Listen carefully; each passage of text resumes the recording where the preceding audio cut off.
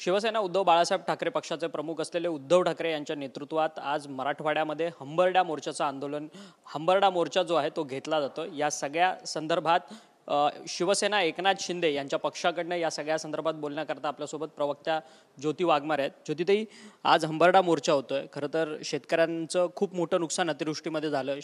सरकारने एक विशेष पॅकेज देखील जाहीर केलं। या विशेष पॅकेजवरती विरोधकांची टीका होत असतानाच आता उद्धव ठाकरे आक्रमक स्वरूपात आंदोलन करताना समोर येताना पाहायला मिळतं।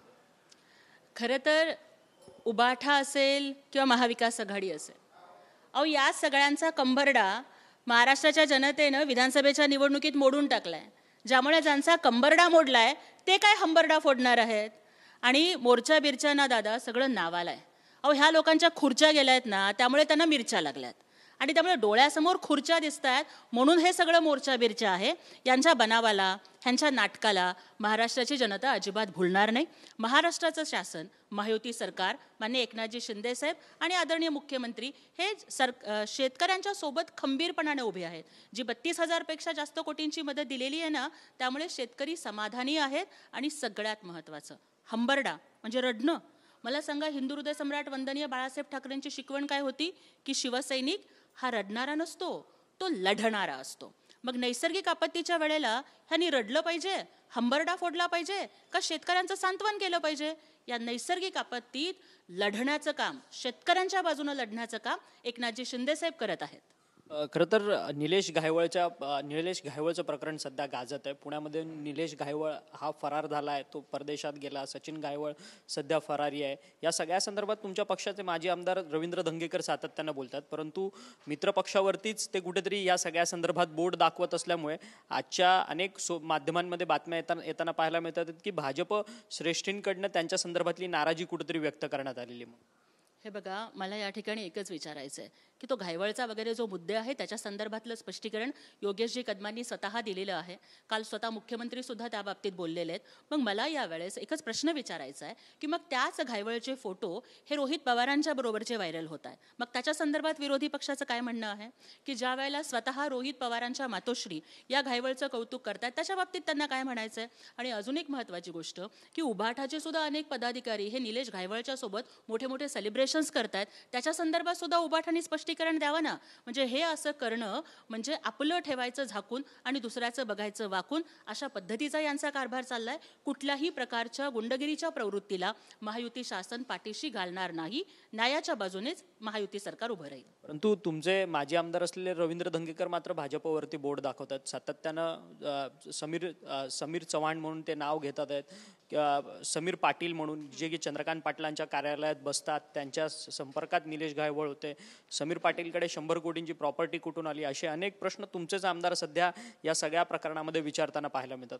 हे बघा, तो स्थानिक प्रश्न असेल, ते त्यांचं वैयक्तिक मत असेल, परंतु यावेळेला मला या ठिकाणी एकच सांगायचं आहे की अशा पद्धतीनं केवळ काहीतरी आरोप करणं, मग त्याच वेळेला महाविकास आघाडीच्या सुद्धा अनेक नेत्यांचे फोटो हे घायवळच्या बरोबर व्हायरल झालेले, ते सुद्धा आपण बघितले पाहिजेत। कुठल्याही गोष्टीवरती फक्त काहीतरी कॉन्ट्रोवर्सीज निर्माण करणं आणि त्या माध्यमातून शेतकऱ्यांच्या प्रश्नावरचं लक्ष विचलित करणं हे कुणीही करू नये असं मला सांगायचं आहे।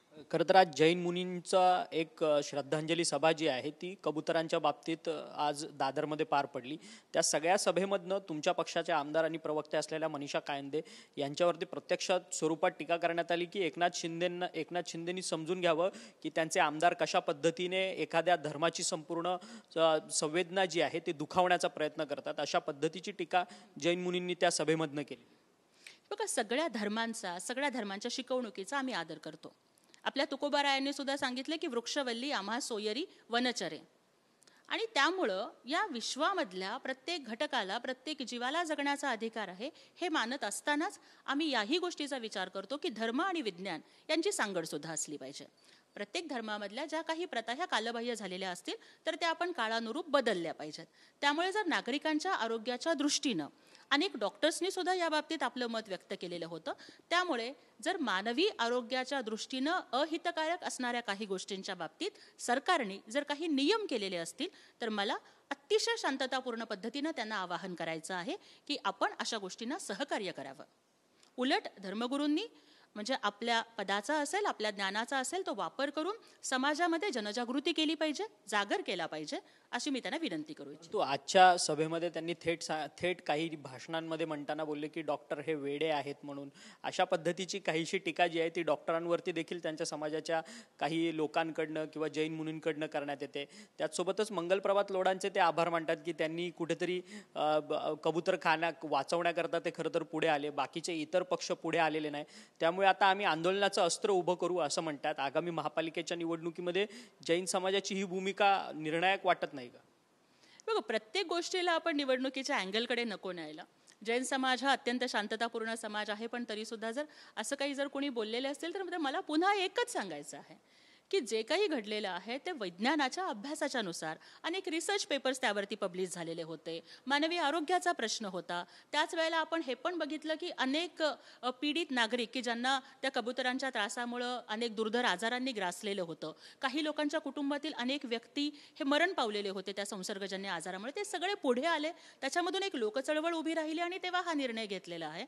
आणि त्यामुळे कुठल्याही गोष्टी निवडणुकांच्या अँगलनी न जोडता सगळ्या धर्मांच्या शिकवणुकीचा जरी आदर असला तरी सुद्धा आपण सगळ्यांनी शासनाला सहकार्य करणं आणि शासन जर मानवी आरोग्याच्या दृष्टीने जर काही नियम करत असतील तर त्याचं पालन. परंतु तुम्ही म्हणताय मानवी आरोग्याच्या दृष्टीने निर्णय करताय सरकार वगैरे, परंतु जैन मुनी सातत्यानं म्हणतात की काय कबुतरांमुळेच काय अडचण होते. एकीकडे मुंबई अशा शहरामध्ये छोट्या छोट्या गोष्टींवरती माणूस मृत्युमुखी पडतोय. ते सिवरेज सिस्टम लाईन असू दे, गटर, वॉटर मीटर, ह्या सगळ्या प्रॉब्लेम्समुळे मानवाला धोका आहेच आणि त्याच्यामुळे लोक मृत्युमुखी देखील पडतात. मग कबुतरांमुळेच का आक्षेप होतोय, अशा पद्धतीचा सवाल ते सातत्यानं उपस्थित करतात. आणि जर कबूतरखाने खोलले नाहीत तर आम्ही आंदोलनाची पवित्रा घेऊ, आम्ही आझाद मैदानात जाऊन आंदोलन करू, अशा संदर्भातली भूमिका ते घेतात. हे बघा, भारताच्या लोकशाहीनं प्रत्येकाला मत मांडण्याचा अधिकार दिलाय, प्रत्येकाला आंदोलन करण्याचा सुद्धा अधिकार दिला. पण ते आंदोलन करत असताना आपलं आंदोलन हे अर्थपूर्ण असलं पाहिजे याचा आपण विचार केला पाहिजे. आणि राहिला भाग की ह्याच्यामुळे होतंय का त्याच्यामुळे होतंय का.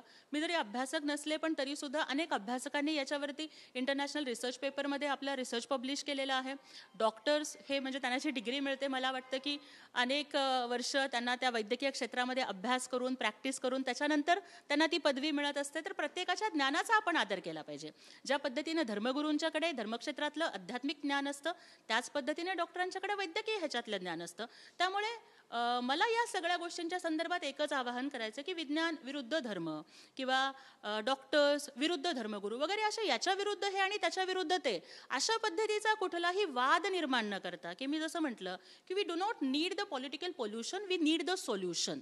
त्यामुळे परत पुन्हा हे असं म्हणाले आणि ते तसं म्हणाले वरून महाराष्ट्र हा पुरोगामी महाराष्ट्र आहे, हा शिवरायांचा, फुले शाहू आंबेडकरांचा महाराष्ट्र आहे. महाराष्ट्राचं जे सोशल फॅब्रिक आहे ते 18 पगड जाती धर्मांना घेऊन बनतं. तर ते कुठंही विस्कटू नये याची काळजी ही सगळ्यांनी घेतली पाहिजे. ती राजकीय नेत्यांनी पण घेतली पाहिजे, ती धर्म आणि अध्यात्माच्या क्षेत्रातल्या लोकांनी सुद्धा घेतली पाहिजे. त्यामुळेच मला त्यांना आवाहन करायचं आहे की या सगळ्या गोष्टींवरून पुन्हा आपण वैचारिक आणि पॉलिटिकल पोल्युशन करण्यापेक्षा सोल्युशन काढूयात. धन्यवाद, तुम्ही आमच्याशी बातचीत केली. शिवसेनेच्या प्रवक्त्या आहेत ज्योती वाघमारे. खरं तर जैन मुनींनी जी भूमिका घेतली त्याच्यावरती त्यांचं असं म्हणणं आहे की कुठेही राजकीय वादंग न होता या सगळ्या संदर्भातला जो काही एक मार्ग आहे, वैज्ञानिक मार्ग, तो कुठेतरी काढला पाहिजे आणि त्या वैज्ञानिक मार्गाला जैन मुनींनी देखील स्वीकारलं पाहिजे. कारण की जैन मुनी जी भूमिका घेतात आहे ती वैज्ञानिकदृष्ट्या योग्य नाही असं मत जे आहे ते शिवसेना प्रवक्त्या ज्योती वाघमारे यांनी आपल्याशी बोलताना व्यक्त केले. व्हिडिओ जर्नलिस्ट अमित शिगवंत, अक्षय मंकणी, TV9 मराठी, मुंबई.